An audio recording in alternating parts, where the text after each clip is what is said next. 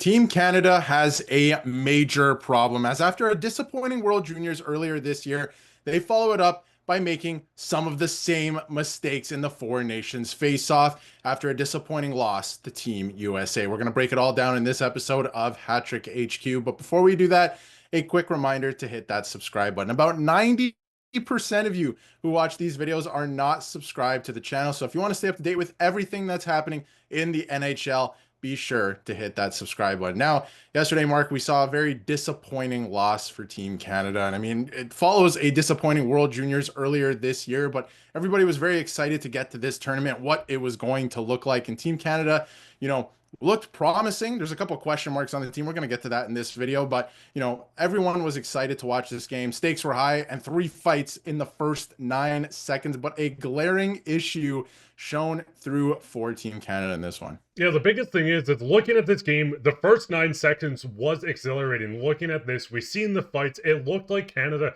had the game. They won these three fights, in my opinion. We've seen them take the go-ahead goal. But after that, it went back to what the biggest thing with this team, and it's goaltending. I mean, looking at the leaders, Hellebuck has been outstanding for Team USA in this tournament. Number 2, Jordan Binnington. Yes, he is number 2.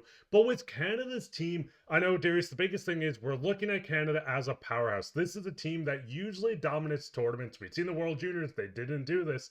And it seems like it's really starting to repeat itself in this game. Goaltending, in my opinion, was the biggest issue. Listen, Jordan Binnington has been a good NHL goalie throughout his career, but there is a lot of question marks having him come in as a starter. Looking at how he's played over the span of 2 games, what's your initial reactions with them just kind of naming him the starter over a lot of guys that we will touch on later? Well, personally, I like to give goalies the benefit of the doubt majority of the time. Usually, it's the defense's fault or maybe a breakdown in defense that, allows a goaltender to let in a bad goal or something like that at times. But every single goal he's let in this tournament has been a bad goal, right? To me, at least. Like, that's savable. This one, again, right down the middle. I mean, the defense is kind of doing their thing. And then this one, right? Like, they're all kind of bad goals. Maybe you can give them some leeway on the last one there, but they're all goals that I think could have been saved. The first goal completely took the wind out of their sails last night against Team USA after a really good start. Like with all 3 fights, McDavid scores, right? You're off to a flying start, but the days of Roberto Luongo and Carey Price are definitely done. I mean, coming into this tournament, you kind of teed it up a little bit. Canada's goaltending was their weakest link, right? If you look at the defense, it's stacked. If you look at the forward group, it's stacked. It's all stacked on paper, but they have some of the weakest goaltending in this entire tournament, and that is going to be a problem. We saw it last night, especially with Team USA kind of locking it down at the end there with one of the best goaltenders in the league on the other side, right? So, coming into this tournament, you could say, me saying this right now, hindsight is 2020, but Logan Thompson is sitting at home, one of the best goaltenders in the league, playing for the best team in the league, right? And I said at the start of the year, I was like, I wonder if you give Logan Thompson a shot in this tournament on one of the videos here on Hat-Trick HQ, even though he doesn't have that experience, because obviously Team Canada was valuing that. Team USA only has 3 cup champions. I think Canada has 11 or 13 or something like that on the team. So yes, they value that, but Binnington hasn't been great this year. None of the goaltenders on Team Canada have been, particularly great this year. And you have guys sitting at home who have been. And I mean, looking at this, we did see today that John Kuemper said they haven't made a decision publicly on who's starting versus Finland.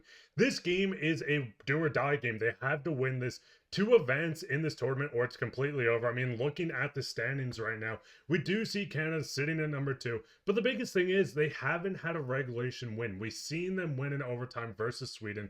They lost to Team USA in regulation 3-1. One was an empty net goal. They're going in to play Finland as well. Looking at this series, I'm not convinced that we might see Jordan Binnington.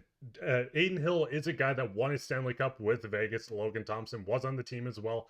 But looking at a guy like Aden Hill, a guy like Montembeault, would you rather one of these guys between the pipes going into the next game? Or do you think management's really going to go back and just say, hey, we're going to ride with Binnington. We had him for 2 games. One game was a bit of blowout. One was close. Do you think maybe you need to switch this up?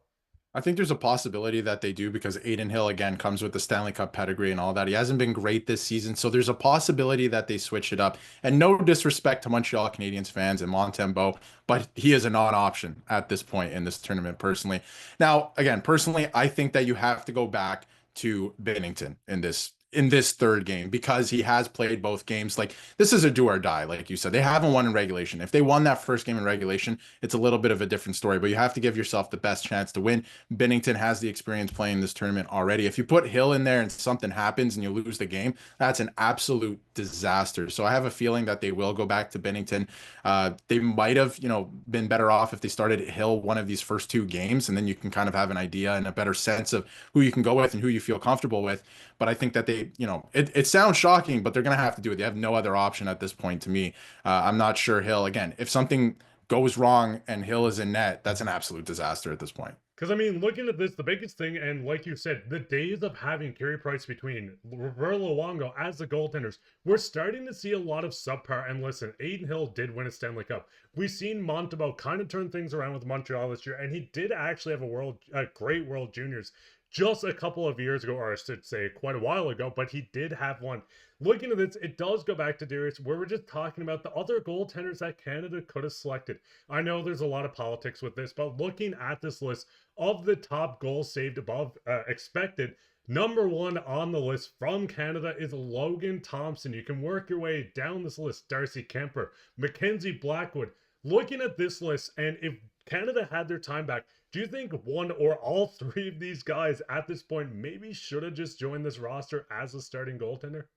Yeah, I'm sure if they could do it all over again, I'm not even sure if any of the three goaltenders that are currently on their team would be on the team. Maybe Binnington. It seems like the organization really likes him for whatever reason, but Logan Thompson should absolutely be there. He's one of the best goaltenders in the league this year. Washington's completely turned their season around. A lot of people would argue, it's the players on the team and it's the Washington, their new style of play, and that's the reason why he looks so good. No, that's not the case. Like he's actually putting up crazy numbers, right? He does win them games. He is a really good goaltender. So I would have liked to see him there. I said it at the start of the year, like this guy should have been on the roster, even if he didn't play, even if he was the third goaltender, because in a situation like this, if they picked him before just to be the third goaltender, you could look at everything he's done since that point of selection and be like, okay, actually, he's going to be the starter. We can rely on this guy right now. So I would have liked to see him in this tournament. Again, everybody might say that right now. Hindsight is 2020, but I think a lot of that goes for the rest of the roster too, though, Mark. Like, I mean, Konechny didn't play last night. There's guys like Sam Bennett in the lineup. Yes, he fought, but even Brad Marchand to a degree, some of these guys didn't do much last night. Sam Reinhart didn't do much, right? He was brought on the team to score. So I would have liked to see a lot more out of those guys. I wonder if, a lot of people are going to think this is ridiculous, but Tom Wilson maybe makes a difference in this tournament. You saw Brady Tkachuk flying around out there, throwing the body around in some of these guys because he is a heavier body. And, maybe you could use a Tom Wilson in that regard, but it's going to be interesting to see what Canada does the rest of the way. I think some of the lineup decisions, roster decisions were a little bit puzzling heading into this tournament. And I mean, looking at this, the biggest thing, and we'll kind of clue it up on Tom Wilson, I think after last night's game, I think he's a dead set to play for Canada in the Olympics. I mean, looking at how much Canada got tossed around by the Tkachuk brothers, JT Miller went out and fought, and yes, Canada did win all three fights, in my opinion. We've seen the physicality that Team USA brought, and Canada really couldn't match it. For the most part, I do also want to give a shout out to Harley for joining this team, looking like by far the best defenseman on this roster. I know we didn't have Cale Makar. That could have been a changing point. But overall, Darius, there is a major problem with Team Canada. We've seen it in the World Juniors. We're seeing it now. They really need to figure this out before the Olympics come around, because if they fail in 3 straight tournaments, that's going to cause major issues and rifts within this operation of Hockey Canada. But what's your guys' thoughts on this? What's your thoughts on the selection of the goaltenders? In hindsight, who would you took on the roster? Maybe as a guy like Logan Thompson or a guy like Blackwood. Let us know down in the comments right down there. Leave like, subscribe, share this with your friends. We'll be back with another episode, so keep your eye out for that. But I've been your host, Mark, and my co-host, Darius, and take care.